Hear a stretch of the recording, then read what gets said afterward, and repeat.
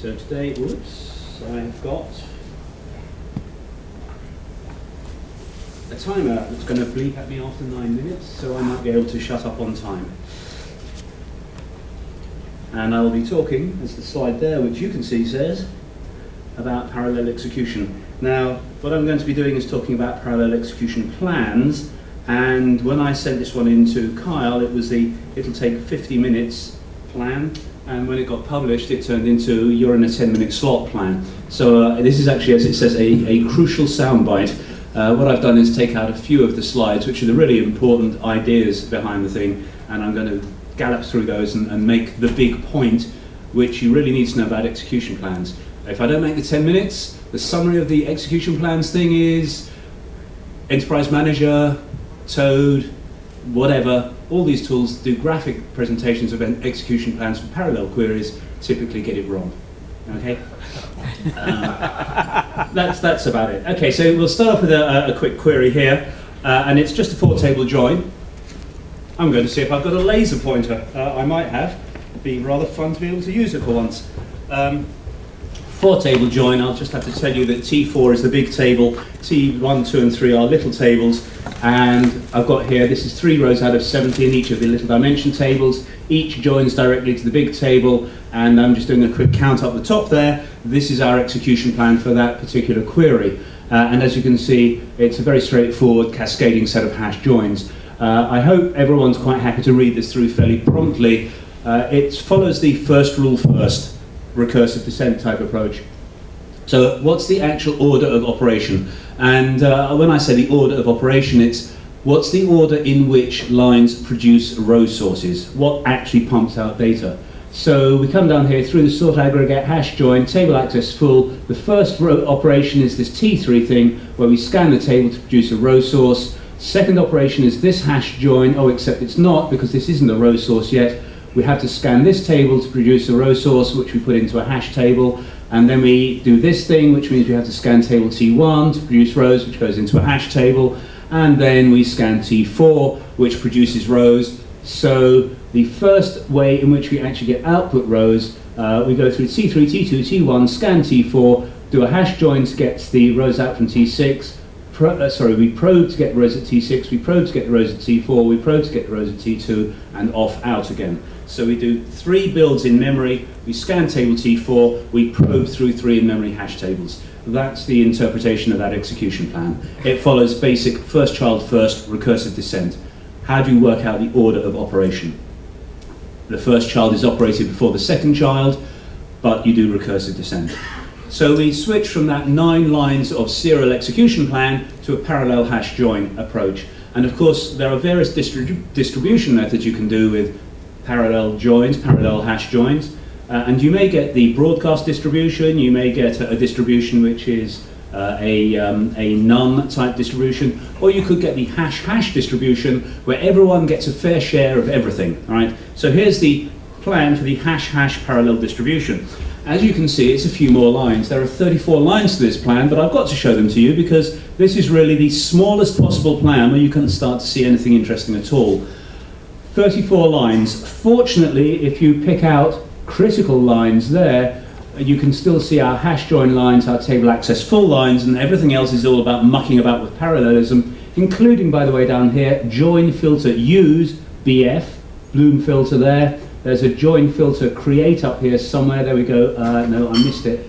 Somewhere there's a join filter. Oh, there we go. Join filter create, BF002, and so on up the plan. Right. Oracle 11.2, by the way, doesn't get these Bloom filter representations correct in the plan and in the predicate section. There's sort of missing information. You have to figure out that it's really there.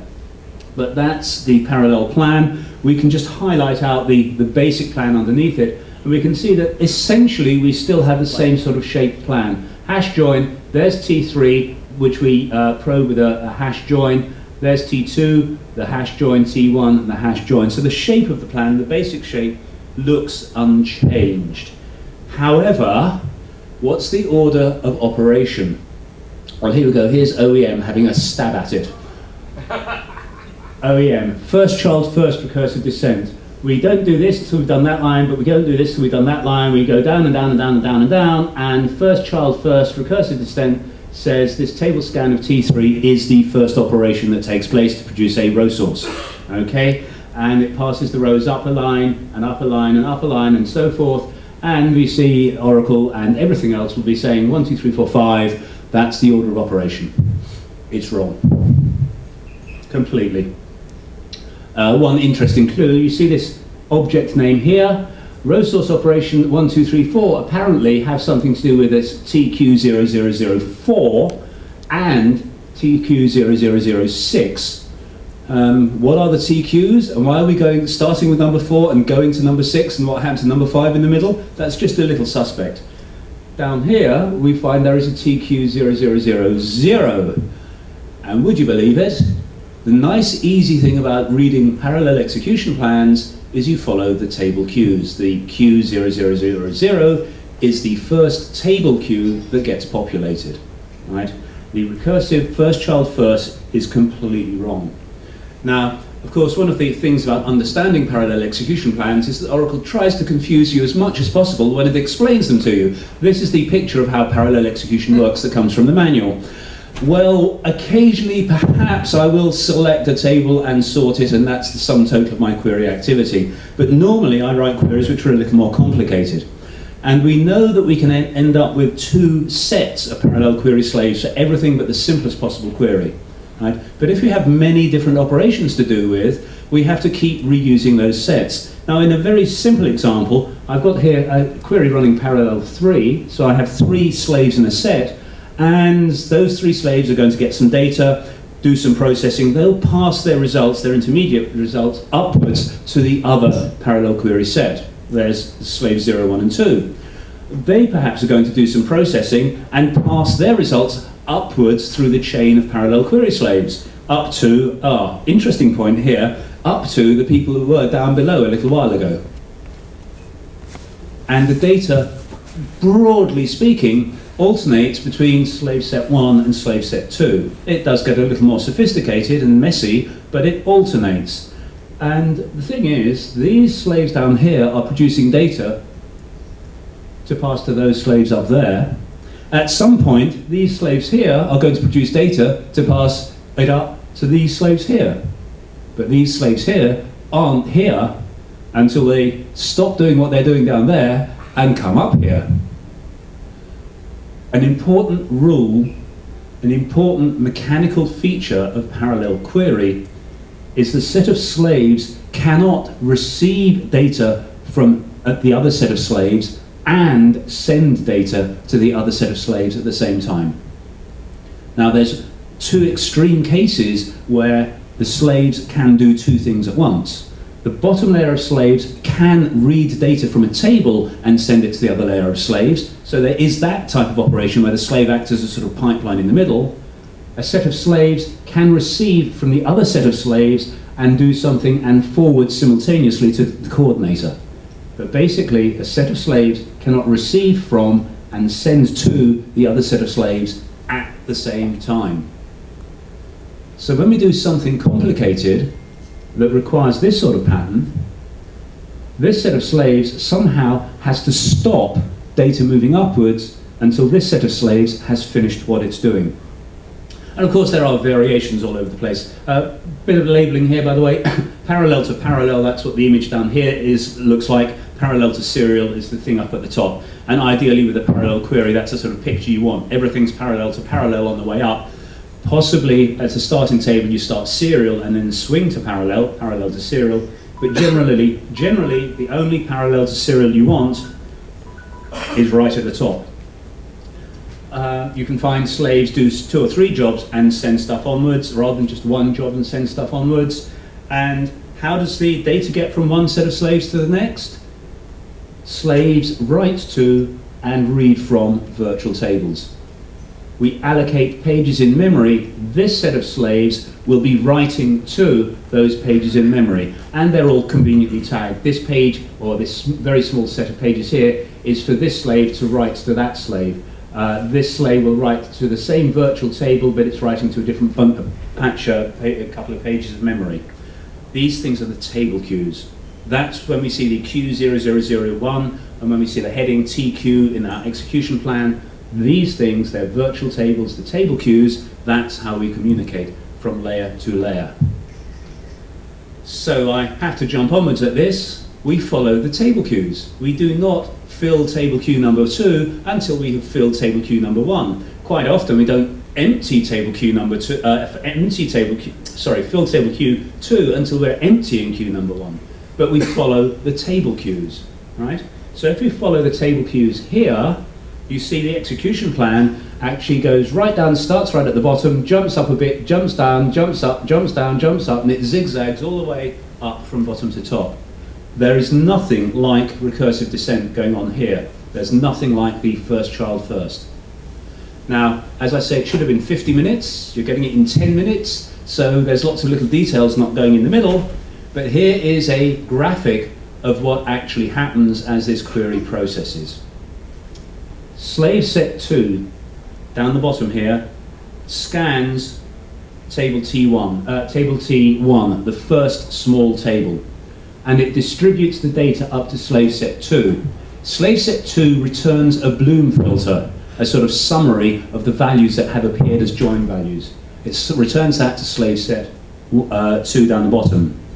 Slave set 2 then scans table T4, applies the Bloom filter, and distributes the data up to slave set 1. The Bloom filter allows that distribution to be minimized. Slave set 1 says, well, blow me, I'm supposed to do something now, but I've got a load of stuff coming in here and I can't do anything with it, so I'm going to dump it down to disk. That's why it's gone red, I hope. Slave set 1 then scans table T2 and distributes that data down to slave set 2. Slave set 2 derives the Bloom filter and passes the Bloom filter back to slave set 1. Having dumped this large data set to disk, slave set 1 says, well, now I can join this result with this, what am I going to join it to? With that table T1. So I will now join T4, which I dumped to disk, with T1, which I got just a little while ago, having sent you T2, and that's your problem. I'll do the join, I'll send you that result set. Slave set 2 says, okay, fine, I'll just put that off to one side for the moment, bang, it's down to disk. Slave set 2 then says, I'm going to scan T3 to send it to you so that when I send you the result of my join, you're ready to do a join yourself. So slave set 2 says, I'll scan T3, slave set 1 says, and here's the Bloom filter, thank you very much, and slave set 2 says, I will now reread this set and do a join to this table here, and send it up to slave set 1. And slave set 1 at this point says, we've nearly finished. All that we've got to do now is join together T3, which I've got here, and the incoming data set there, aggregate it and send it down to the query coordinator. That's your parallel query. Follow the slaves. You might notice here, we have dumped a big intermediate set to disk, and then reread it to use it. We have dumped the big intermediate set to disk, and reread it to use it. If you get hash-hash distribution joins, you could be doing a huge amount of I/O. Now, I put in numbers there, forget that. Here's your critical soundbite. We follow the TQs. That tells you the order of activity. And as a bit on the side there, if you see buffered as you walk up and down the plan, buffered means I'm going to run into trouble and dump it all to disk.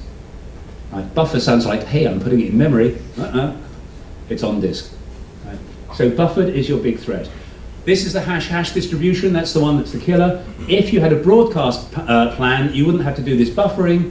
The broadcast plan would also make better use of its Bloom filters. They would all be generated up front, they would all be passed to the first big table scan of T4, right? If you've got a broadcast plan, it turns out that reading first child first also happens to synchronize with the business of follow the table queues. But parallel query, follow the table queues.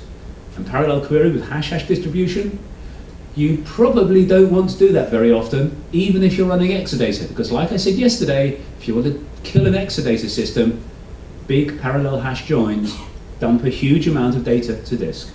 And I'm sorry to the next speaker, but I've overrun terribly. I'll be outside if you want to ask questions.